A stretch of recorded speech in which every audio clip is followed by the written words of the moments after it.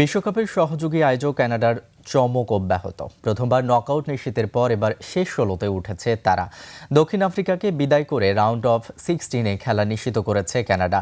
পুরো ম্যাচে লড়াই করে ১-০ গোলে হেরেছে বাফানারা। গোলটি হয়েছে দ্বিতীয়ার্ধের যোগ করার সময়ের শেষ মুহূর্তে। রিপোর্ট আকাশুজ্জামানের। বিনিয়োগ হোক বিশ্বস্ত, আমার পছন্দ সল্ট বে। প্রথমবারের মতো বিশ্বকাপের নকআউট পর্বে ওঠা দুই দলই বেশ আত্মবিশ্বাসী শুরু করে।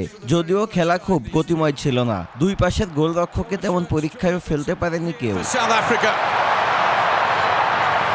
২১ মিনিটে দারুণ একটি সুযোগ পায় কানাডা, তবে হতাশ করেন জেরেক কর্নেলিয়াস। সতীর্থের ক্রস ৬ গজ বক্সের ফাঁকায় পেয়েও ঠিকঠাক হেড করতে পারেননি মার্শেই ডিফেন্ডার।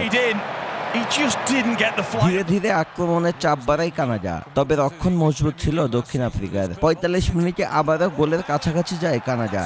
মইস বোম্বিতর হেড গোলরক্ষককে ফাঁকি দিলেও গোল লাইন থেকে ফেরান আফ্রিকান ডিফেন্ডার মদিবা। প্রথমার্ধের খেলা শেষ হয় গোলশূন্য ড্রতে।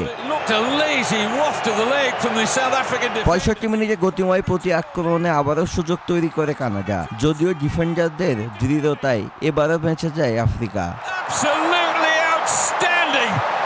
বদলি হিসেবে নামার ১০ মিনিটের মধ্যে ভালো একটি সুযোগ তৈরি করেন কানাডার তারকা ফুটবলার আলফোন্স ডেভিস। এই সুযোগও কাজে লাগেনি।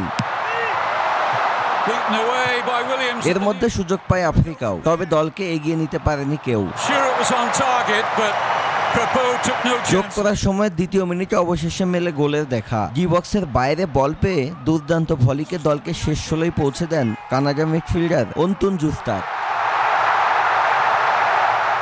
আকাশুজ্জামান, ২১ টেলিভিশন।